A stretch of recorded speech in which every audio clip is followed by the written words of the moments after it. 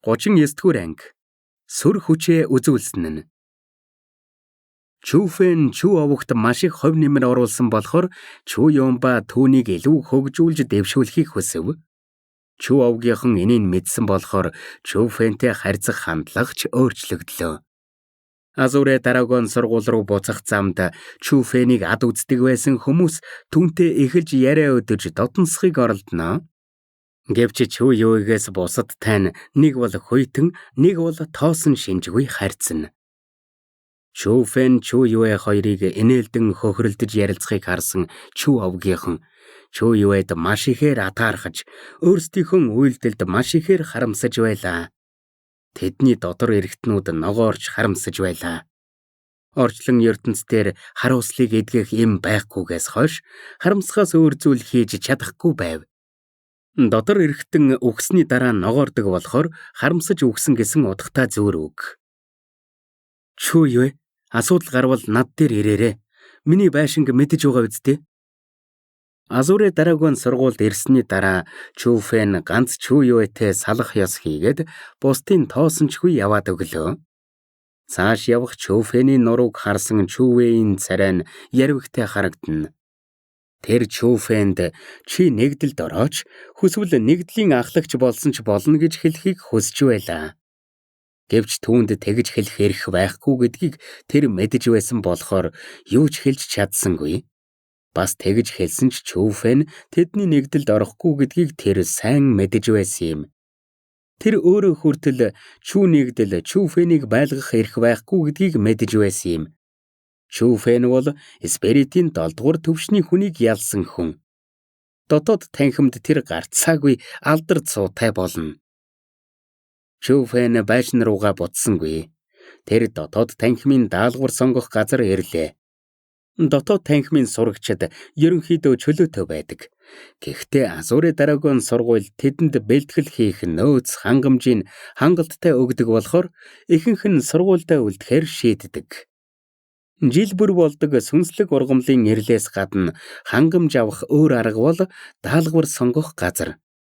Нэртэйгээ адилхан энэ даалгавар сонгох газар бол янз бүрийн даалгавар биелүүлж таарсан шагналыг авдаг.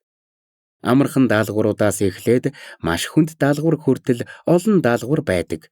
Амархан даалгаврууд нь хөлсөөр хүмүүсийн хайж байгаа зүйлийг олж өгөх, бие хамгаалагч хийх гэх мэт. Харин хүнд даалгаврууд нь мангас алах, дайн тулаанд туслах гэх мэт. Шагналын хувьд бол даалгавраас хамаарна. Энэ даалгаврууд ямар энгийн юм бэ?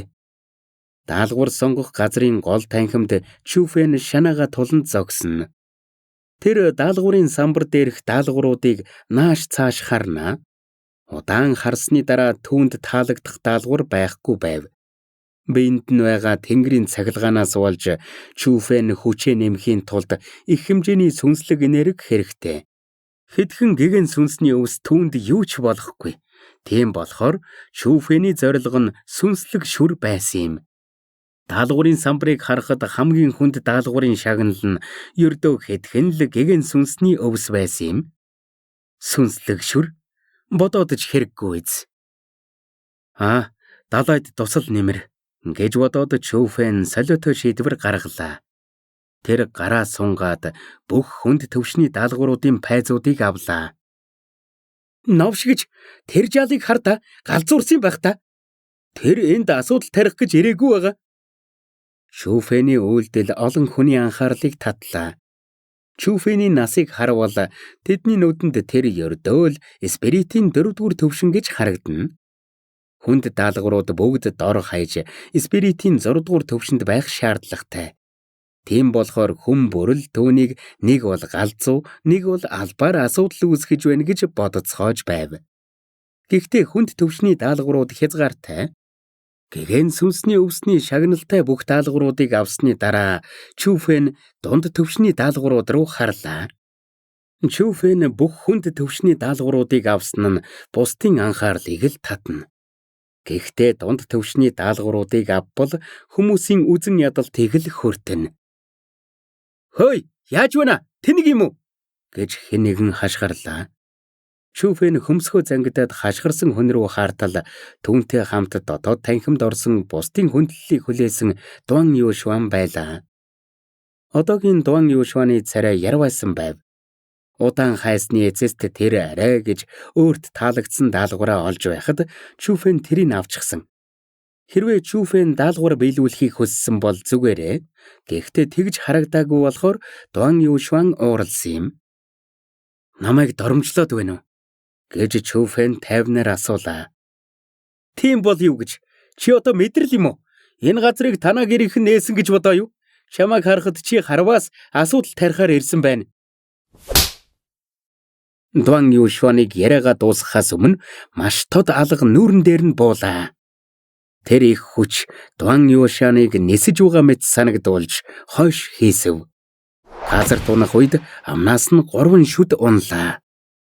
Тэдний урд зогсож байсан залуухан хөө спиритийн 6 дугаар төвшин байсныг мэдсэн хүмүүс цоочролд орон үүмэн боллоо. Түүний аавраа нь маш зузаан байсан болохоор хүмүүст бүр хэлэх үг олдохгүй байв. Спиритийн 6 дугаар төвшин дотоод танхимд тийм онцгой биш ч өдийн насан дээрээ 6 дугаар төвшөнд орно гэдэг хүмүүсийн амийг таглахад хангалттай байлаа. Салхины нэгдлийн луу бар ах トゥ хоёр ч бас спиритийн 6 дугаар төвшин. Гэхдээ тэдний урд зогсож байгаа хүү тэр ах トゥ хоёроос хамаагүй хүчтэй гэдэг нь илт байв. Хүмүүсийн гайхсан харцыг үл тоон Чүфэн даалгаврын пайзнуудыг өөрч байсан цүнхэндээ хийлээ. Тэр газар твтэх Дуан Юушуан руу чичлэн хэллээ. Дараагийн удаа амаа мэдэрээ. Миний хідэн даалгавар авах нь чамд хамаагүй. Ярьж дуусаад Чүфэн эрхэмсгээр яваад өглөө. Одоогийн Чүфэнд спиритийн 7 дугаар төвшний хүнч түүний өрсөлдөгч байх эрхгүй байв. 8 дугаар төвшний хүмүүсийн эсрэг хүртэл бүх хүчээ гаргавал энэ тэнцүү тулалдана. Түүний сонссноор бол дотоод танхимын хамгийн хүчтэй 10 хүрэхгүй хүмүүс спиритийн 8 дугаар төвшнийх байдаг гэсэн. Тиймээс дотоод танхимд түүнийг айлгах хүн байхгүй байлаа. Бас Сумэтэй хэсэг байсны дараа тэр бусад хүмүүс түүний биеийн онцгой байдлыг мэднэ гэж санаа зовхоо болсон юм. Дотоод танхимд аль хэдийн Сумэ шиг сууд хөөхд байгаа. Азуре Драгон сургууль битгийхэл Азуре нутагт бүр бүхэл бүтэн 9 нутагтч тоо томшгүй олон гоц сууд хөөхтүүд байгаа. Тиймээс түүний өчүүхэн хүчийг сэжиглэх шалтгаан бусдад байхгүй юм. Тиймээс ч Чүфэн хүчээ ахиж нуух хэрэггүй гэж шийдсэн юм. Ядаж л бусдын өмнө толгой гудайлгахгүй байна. Чүү овгийн цуглааны дараа Чүфэн нэг зүйлийг маш сайн ойлгосон юм. Хүчирхэг хүнийг л бусад хүмүүс хүндэлдэг. Тиймээс тэр одоо өөрийн дорд үдсэн хэнийг ч бай бие барилгүй хариуг нь өгөхөөр шийдэв. Тэр хингээч вэ? Түүний гаргасан авраа амар байлаа шүү. Өмнө нь огт харж байгаагүй юм байна. Чүфэний холдох арыг харсан хүмүүс ярилцаж эхэллээ. Би түүнийг мэднэ.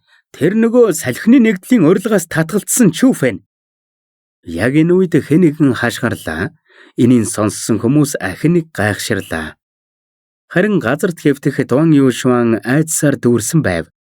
Салхины нэгдлийн элсүүлэхийг хүсдэг спиритийн 6 дугаар төвшний хүнийг тэр уурлуулж болохгүй гэдгээ сайн мэдэж байсан юм.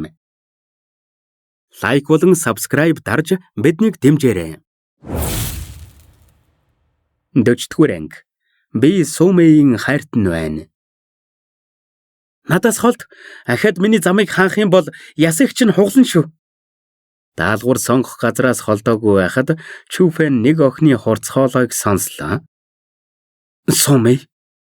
Энэ хоолойг сонссон Чүфэн түгшиж эхэллээ.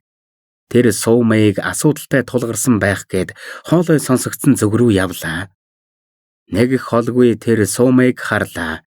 Гэвч Сумэйг сэлмийн нэгдлийн хүмүүс тойрон зогсоцгоно.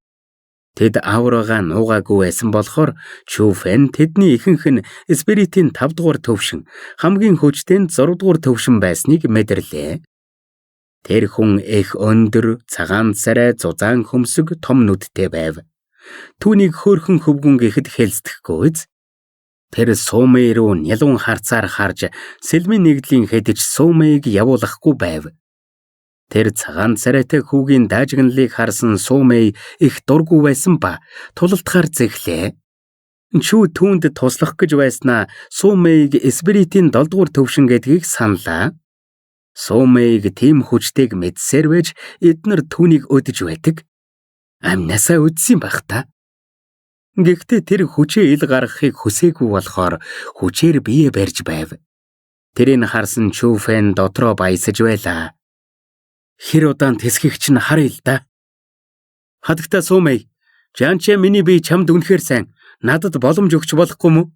Дотоод танхимд байр суурь хүч гадаад үзмжээрээ Жанчаа надаас өөр хэн чам тохирох юм? Цагаан царайтай Жанчаа сэтгэлээ хэлчихлээ.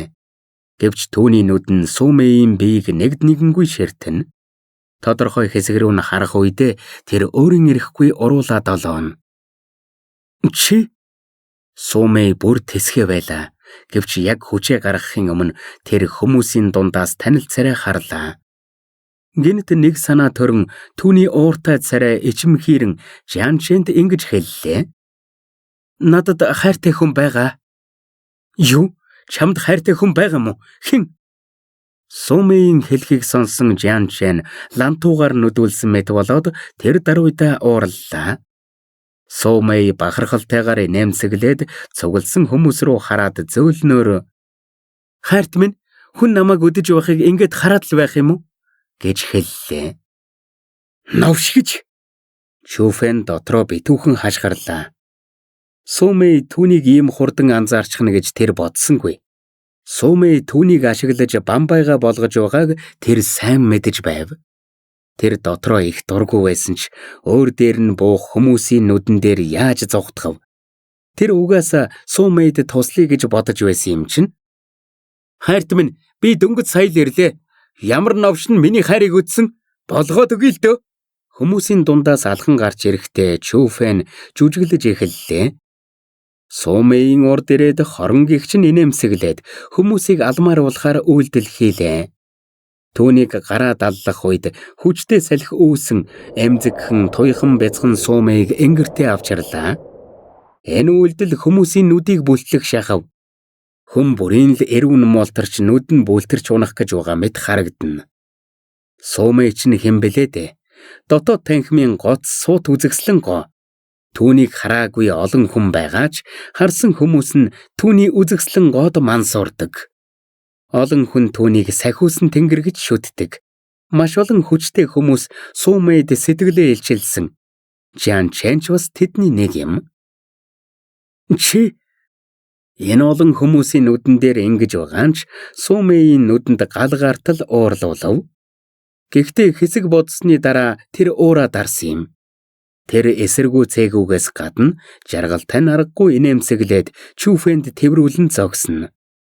Энэ үед Чүфэний гэдснээс жаахан дээгүр хэсэгт хоёр зөөлхөн бөмбөг хүрхийг мэдэрнэ. Энэ тааламжтай мэдрэмж түүнийг нэг чичрэн зарс хийхэд хүргэв. Тэр өөрийн ирэхгүй Сумэйг чангаар тэврэн энэ зөөлөн мэдрэмжийг таалан зогслоо. Навшигч, чи хэн бэ? Сахиусан тэнгэрийн өөр хүн нүдэн дээр нь тэврэхийг харсан Жанчэн дэлбэртлээ уурлаж алах хүсэл биеэс нь ялгарна. Би хэн бэ гэж юу? Би Сумэйн хайртай хүн байна. Гэж Чүфэн толгоогоо өндийлгэн цээжээ дэлгэн бахархалтайгаар хэллээ. Мөн навш. Сумэй дотроо битүүхэн хараалаа. Чүфэний үгний цаад утгыг хүн бүр л ойлгохоор байв. Тэр Сумэйд биш, харин Сумэй түүнд хайртай гэсэн утга илэрхийлж байв. Навш минь, шамайг алаад өгье л дөө. Жанчэн тэсэлгүй нурундаа байсан сэлмээ суглаад Чүфэн рүү дайрлаа. Хайрт минь, түүнийг болгоод өгөөч. Чүфэнийг хэлэх үггүй болгосон зүйл нь Сумэй түүнийг Жанчэний урдаас нь түлхсэн нь. Түлхэлтийн хүч нь маш хүчтэй байсан ба Жанчэний сэлмний өөдөөс шууд түлхсэн юм. Тэр анхааруулгачгүй Чүфэнээс шууд хариугаа авч байгаа нь энэ байлаа. Гэхдээ Чүфэн ямар хүчтэй вүлээ дээ. Эспиритийн 7 дугаар төвшний хүн түүнтэй энэ зэрэгцэхгүй байхад энэ 6 дугаар төвшний хүн яавал гэж. Чүфэн хажуу тийш налан болтаад хөлөө өргөн Жанчэнийг нам өшгөллөө. Жала, үхмээр байна уу? Энийг харсан Сэлмийн нэгдлийн бусад гишүүдж Сэлмэн суглан Чүфэн рүү дайрлаа. Гэхдээ тэд Чүфэнийг яаж барах вүлээ?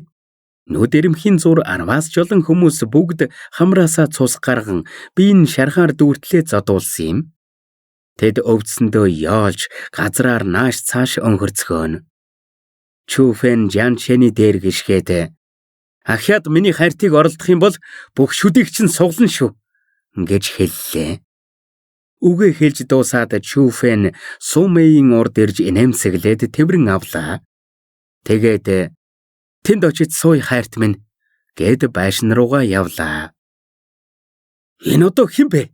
Сумэйтэй ингэж харьцаж байдаг? Хөдөлсөн явах тэднийг харсан хүмүүс түүний хэн гэдгийг сэжиглэж эхэллээ. Заримийнх нь зүрх шархлах чимээч сонсогдно. Тэд алхаж байхдаа Чүфэн огтхонч бие бариагүй юм. Тэр Сумэйн ууртай харц гарын чимхэх жижигхэн гарыг үл тоон Сумэйг чангаар тэрсээр байв. Чүфэн дотроо ингэж бодлоо. Ингэж өвдөлт мэдрэх хэрэгтэй байсан ч би энэ өчүүхэн боломжийг ашиглах болно. Өчүүхэн боломжийг ашиглаж чадахгүй бол өөр юунд боломжийг ашиглах юм гэдэг үг байдаг баха. Чиний Бамбай улсныхон төлбөрийг би ингэж л авч байна. Новшо, одоо хангалттай. Чүфэний байшинд орвоогүй юу Сумэй түүнийг түлхлээ. Хүчтэй салхи босон Сумэйн хурц өшөглөлт Чүфэнийг чиглэлээ. Муу шүү. Хурдч бай, хүчч бай. Сумэй түүнээс илүү байсан нь Чүфэнийг цочоос юм. Энэ охин аль хэдийн спиритийн 8 дугаар төвшөнд орчхож. Лайк болон subscribe дарж биднийг дэмжээрэй. 41-р анги. Том асуудал. Сумэйн хүчтэй дайралтаас булдах боломж Чүфэнд байхгүй байсан болохоор аргагүй эрхэнд аянганы 3 хэв маягийн 1-р хэв маягийг хийлээ. Чүфэн аянга цахилгаан мэд хурдан хөдлөн Сумэйээс болтлаа. Тэр яаж ийм хүчтэй байдаг вэ? Сумэйн хүчийг харсан Чүфэн бүр цочролд орлоо. Гэхдээ түүний тооцоолсноор бол тэр 8 дугаар төвшний хүнийг дийлэхгүй ч нэлээд тулалдна гэдэгтээ итгэлтэй байлаа. Гэвч Сумэйн дайралт ердөөл энгийн дайралт байсан юм. Ердөөл энгийн дайралт нь Чүфэнийг нууц хөзөр болох аянганы 3 хэм маяга хэрэглэхэд хүргэж байна. Түүний төсөөлснөөс тэс өөр байв. Чи ганцаараа нууцлаг техникээр хичээлдэг гэж бодоо юу? Чүфэний гайхсан царайг харсан Сумэй түн рүү багталтай наргагүй харсныхаа дараа өрөөнд байсан сандал дээр сун алим аваад идэж эхэллээ. Чи нууцлаг техникээр хичээлдэг юм уу? Чүфэн бүр их цоочордлоо. Мэдээж тэр нууцлаг техник гэж юу байдгийг мэднэ. Нууцлаг техник бол тулааны техник мөртлөө маш нууцлаг байдаг. Нууцлаг техник эзэмшсэн хүмүүс сүнсний энерги үүсгэж чаддаг. Хэрвээ авьяастай хүн нууцлаг техникээр хичээллэх юм бол үүслийн төвшөнд орох бол асуудал биш. Гэхдээ авьяасгүй мөртлөө энэ техникээр хичээлсэн хүмүүс үүслийн 1-р төвшингээс дээшлэхгүй. Жишээлбэл Чүфэний өвөө Чү Йомба. Үүслийн төвшин бол цоошин 1 бүхэл төвшин. Үүслийн төвшөнд ороход сүнсний энерги биш, үүслийн энерги хэрэгтэй. Үүслийн энерги нь зөвхөн тэнгэр газрын дундал оршдог ба дам бэлтгэл хийж үүслийн энергийг шингээх боломжгүй. Үүслийн энергийг ашиглах цорын ганц арга бол нууцлаг техник ашиглах. Гэхдээ нууцлаг техникүүд дэндүү ховор, дэндүү нандин болохоор олддоггүй. Азуре Дарагон сургуульд хэдхэн бичээс байдаг ба настангуудаас гадна гол танхимын сурагчид л тэднийг сурч болно. Гэтэл Сумэй дотоод танхим байж яаж нууцлаг техник сурсан байх вэ? Арай. Тийм хачин байна уу? Чи хүртэл нууцлаг техник мэдэж байхад би мэдэж болохгүй юу? Гэж Сумэй инээмсэглэн хэллээ. Тэгэхээр энэ охин намайг нууцлаг техникээр хичээлдэг гэж боддог байх нэ? Чүфэн эцэст нь нэг юм ойлголоо. Тэр нууцлаг техникийн талаар сонсож байсан уу гэхээс огт харж байгаагүй. Гэхдээ сайн бодоод үзвэл түүний байгаа байдал нь нууцлаг техникээр хичээлдэг хүмүүстэй адилхан байсан юм. Хөөе, царай чинь яаж гав? Чи арай нууцлаг техник сураагүй, харин өөрөөсөө төвшин дээгүр хүмүүстэй тулдах онцгой чадвартай төрсөн юм уу? Би үнэхээр нууцлаг техник мэдэхгүй гэж Чүфэн хариуллаа. Нэрээ юу? Гэд Сумэй ойртон ирлээ. Ааха. Чүфэн толгой дохив. Чүфэнийг худал ярьж байгаа эсхийг шалгах гэж хэсэг ширдсэний дараа Сумэй гайхшран хэллээ. Сүнсний хүчтэй хүмүүс ч мундаг юм аа. Чи нууцлаг техникээр хичээллээгүй байж ийм хүчтэй байхад нууцлаг техникээр хичээлсэний дараа яах вэ? Би яаж нууцлаг техник сурах вэ? Чүфэн толгоогоо сэгсэрлээ. Боломжтой бол тэр үнэхээр нууцлаг техник гэдэг зүйлийг хармаар л байв. Ялангуяа Сумэйг нууцлаг техникээр хичээллэж ийм хурдан хүчээ нэмснийг хараад нууцлаг техникийг улам их хүсэв. Чүфэний хүсэл мөрөөдлөөр дүүрсэн харцыг харсан Сумэй хэцүү шийдвэр гаргах гэж байгаа царай гаргалаа. Хэсэг бодсны дараа ингэж хэлв. Би чамд нууцлаг техникээ өгч болно. Нэр юу? Сумэйн үгийг сонссон Чүфэний царай маш ихээр ховрив. Худлаа ярьж байгаа юм шиг байна уу? Гэж Сумэйгийн царай нухацтай боллоо. Ямар үнээр өгөх юм? Төлбөрт нь чи салхины нэгдэлд ор. Ягд намайг тэгж их салхины нэгдэлд оруулах гээд байгаа юм? Чамайг авмаар байгаа болохоор би одоо салхины нэгдэлд байгаагаас гадна салхины нэгдлийг би удирдах байгаа. Чамайг элсүүлчих юм бол манай сүр хүч улам нэмэгдэнэ гэж бодож байна. Тиймээс чамд өөр сонголт байхгүй. Юу гэсэн үг юм? Чиний түрүүн зодсон Жан Чэнийг сэлмийн нэгдлийн ахлахын дүү гэдгийг мэдхүү? Гэж Сумэй зэвүүн инээмсэглэлээ. Чимүү ямар хорчин охин бэ? Чүфэн эцэст нь бүгдийг ойлгов. Сумэй түүнийг бамбайгаа болгоод зогсохгүй сэлмийн нэгдэлтэй өс хонзонтой болгочихож. Хэрвээ түүний зодсон хүн сэлмийн нэгдлийн энгийн гишүүн байсан бол нэг их тоохгүй байсан байх. Гэхдээ сэлмийн нэгдлийн ахлагчийн дүү юм бол сэлмийн нэгдэл түүнийг зүгээр өнгөрүүлэхгүй. Чамайг тэнгэр газраас айдгүй зоригтойгч нь мэднэ. Гэхдээ чи айхгүй байж болох ч Чүү Юэ болон Чүү овгийн чинь хүмүүс яах юм? Тэд айх болов? Гэж Сумэй ахин хэллээ. Би чамайг үнэхээр дутуу үнэлжээ. Сумэй өөрийн ингэж сайн судалсан байна гэж Чүфэн огт бодсонгүй. Миний хариулт хэвээрээ татгалзаж байна. Чүфэн, чи дэндүү өнгөрөө байгаа юм биш үү? Гэж Сумэй маш их уурлаа. Нууцлаг техник өгийгээд байхад хүртэл Чүфэн татгалзлаа. Тэр атман занга барьж тэсэлгүй уурлаж эхэллээ. Би өнгөрч явгаадаа биш. Зүгээр л намайг хүмүүс сүрдүүлэхэд би дургүй. Чи одоо яв. Гэд Чүфэн гараа даллав. Сумэйн яриаг сонссон Чүфэн уурлахаас өөр яах вэ? Яг энэ үед Чүфэний гэрийн хаалгыг хэн нэгэн хүчтэй цохин нээлээ. Энэ үед Чүгао ярангуйн орж ирээд бүдэрч унав. Чүфэнийг харсан даруйда тэр аврагчаа харсан мэт хашгирлаа. Залуу эзэнтэн Чүфэн, бусдыгаа авраарай. Үгүй бол дэндүү оройтхон. Чүгао юу болсон юм? Энэ байдлыг харсан Чүфэний сэтгэл төгшлээ. Чүгаогийн шарахыг харвал хэцүүхэн тулаанд орж байгаад ирснийг тод илтгэн. Залуу эзэнтэн Чүфэн, залуу авахай Чүү Юэ? Чүгаогийн царай нь сандрал цочрлоор дүүрч ээрч мууран хэллээ. Хурд намайг дагуулад яв. Гэж Чүү Юэгийн нэрийг сонссон Чүфэн үлдсний сонсолгүй шууд Чүгаог дагуулan гүйн гарлаа. Гэхдээ сэлмийн нэгдэл байх гэж бодоод явхаас өмнө тэр Сумэй руу хурцаар ширтээд яваад өгөв. Тэд ийм хурдан ирчхэж байгаа юм байх та гэж бодоод Сумэйч бас араас нь дагаад явлаа. Замдаа Чүгао тэрэхэд сэлмийн нэгдэлтэй таараагүй, харин өөр хүмүүстэй таарсан юм. Чүфэнийг явсны дараа Чүвэй тэрэхэд нэг тарган залуутай таарсан. Тэр тарган залуу Чүү Юэ Чүшвэгийн үзэгсэлэнт царайг харсан даруйда олны өмнө тэднийг оролдож эхэлсэн байна. Тэгэд Чүвэй тэрэхэд нээлж тэр тарган залууг зодож. Гэвч тэдний энэ үйлдэл нь тулааны маструудын анхаарлыг татсан юм. Тэр спиритийн 3 дугаар төвшний тарган залуу нэг том нэгдлийн ахлагч байсан юм. Тэдний нэгдэлд олон хүн байхаас гадна бүгд хүчтэй хүмүүс байсан юм. Энэ үед тэд Чүү овгийнхныг бүгдийг барьчихсан ба Чүү Гао бол арай гэж зогтсон. Хүлээгээрэй, тэр бүдүүн чинь Лю нэгдлийн Лю Ман мөн үү?